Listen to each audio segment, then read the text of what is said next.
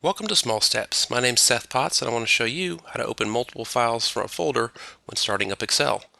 So I ran across this and thought it was a kind of an interesting little trick in here. So I don't personally have to open up the same spreadsheets over and over like day after day, but I know a lot of people that might work in that fashion where they do a lot of their work in Excel spreadsheets, whether that be with direct connection to ODBC connections or to access any queries, things like that.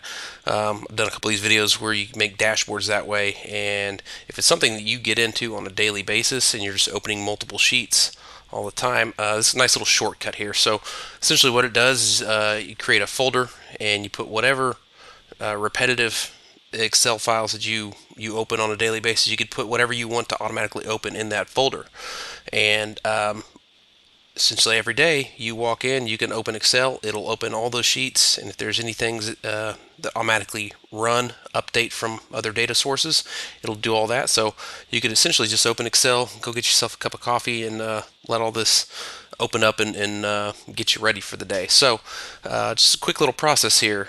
We're going to go up to File, and you go down to Options, and you go to Advanced here. Scroll down and you're going to get to the general area, and there is a field right here at startup, open all files in. Now what I have found easiest way to do, as I don't always remember that file path, I'll show you the example of the folder I made. I just had created this, just saved it on my desktop, just a new folder, and labeled it, let's see, I'm going to go ahead and delete that one. Caused some errors with some auto updates just for time's sake here. So these are just some examples that I had used for previous videos, just the slicers, dashboards, camera tools. Either way, these are just some spreadsheets. So anything you open up, if you do like a daily trend thing, or you have a sheet that you kind of track some of your daily review of cases, whatever the case may be, anything you want to open up automatically, you put in that folder.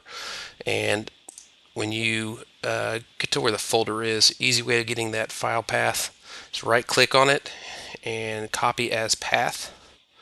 I'll move that back out of the way, and then in this field you can just paste. I don't believe those quotes are necessary. You can get rid of those. So I have that in there where that file folder is and everything's in it. Click OK, and I'll go ahead and I'll close down Excel and restart it.